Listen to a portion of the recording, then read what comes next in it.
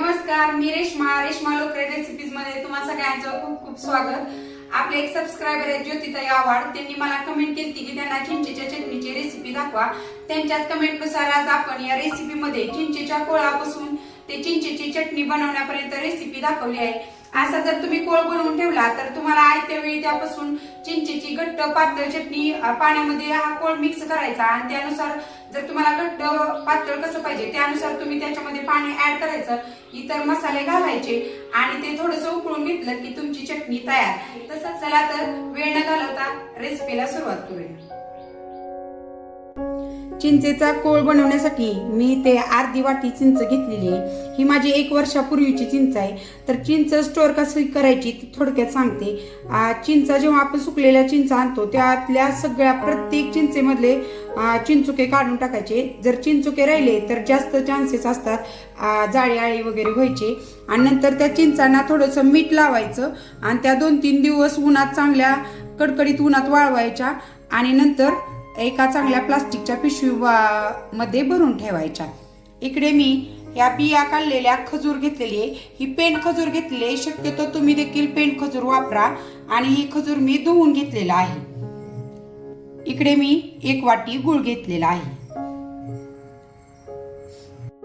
इथे आता आपल्याला चिंच आणि खजूर भिजत घालायची गरज नाही। काय करायचं, एक कुकर घ्यायचा, कुकर मध्ये ह्या चिंचा घालायच्या, नंतर हे खजुरीचे तुकडे देखील घालायचे आणि हा गूळ देखील त्याच्यामध्येच घालायचा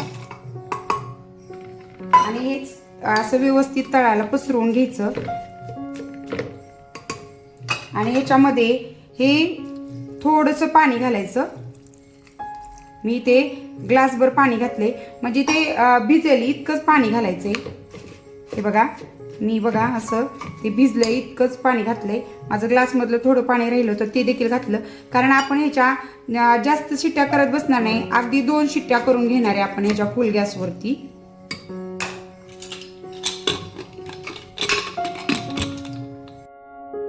आता मी याच्या फुल गॅसवर अगदी 2 शिट्ट्या करून घेणार आहे। कुकरच्या 2 शिट्ट्या करून कुकर थंड करून मी त्यातले हे मिश्रण देखील बघा थंड करून घेतले।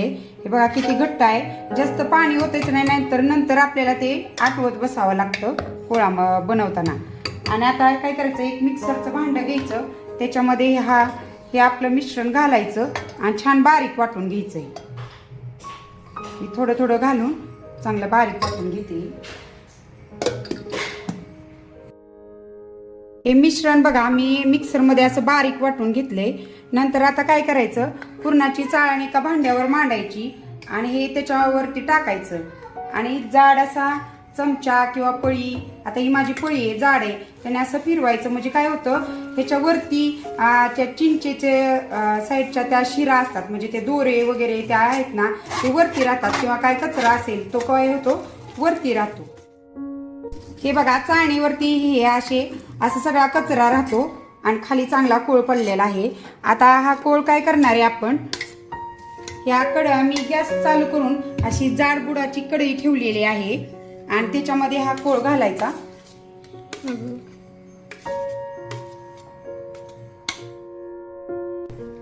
आता मी गॅस मध्यम केलेला आहे आणि मध्यम गॅसवरच आपण पुरण कसं चटचटवून घेतो तसंही आपल्याला कोळ चांगला चटचटवून घ्यायचा आहे।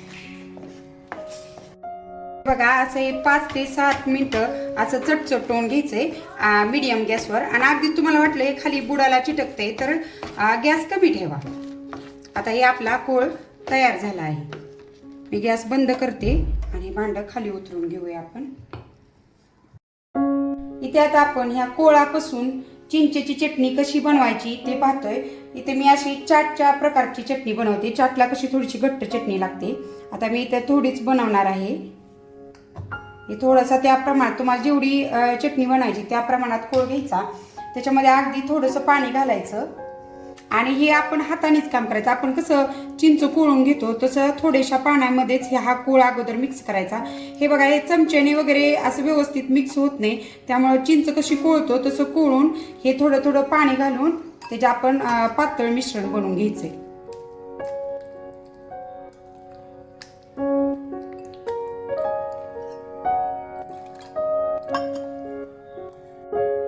हे बघा हाताने कोळून असं मी असं त्याची घट्ट असं मिश्रण बनवून घेतलं.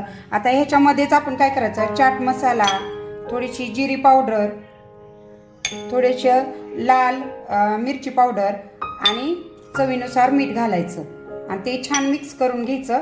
आणि ही झाली आपली चाटसाठी चटणी तयार.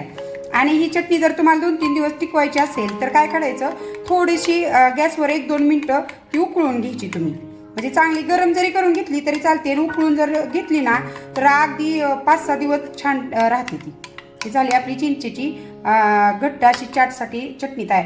पण इथं जर तुम्हाला ह्याचं असं पातळ, काही ठिकाणी कसं पातळ पाणी वगैरे बनवतात चिंचेचं, म्हणजे थोडक्यात पातळ चटणी बनवतात.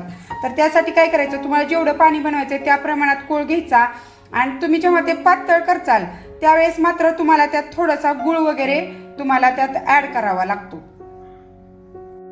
आता राहिलेला कोळ तुम्ही काय करायचं, एखाद्या काचेच्या असा भरणी घ्यायची आणि त्यामध्ये भरून ठेवायचा. म्हणजे हा अगदी 3-4 महिने म्हणलं तरी फ्रीजमध्ये छान राहतो. आणि बघा हा कोळ आपल्या भाज्या, विविध प्रकारच्या चटण्या सगळ्याला उपयोगी पडतो. मग आयत्या वेळी घालायला बरं पडतं ना. कोळ नसेल तर मग चिंच भिजू घाला, गुळ त्याच्यामध्ये विरघळून घ्या. मग ते वेळ जातो आणि आपल्याला स्वयंपाकाला उशीर देखील होतो. त्यामुळं असा कोळ बनवून घ्यायचा आणि तो असा काचेच्या भरणीत स्टोअर करून ठेवायचा. आणि राहिलेला कोळ मी असा या काचेच्या भरणीमध्ये भरून ठेवला आहे.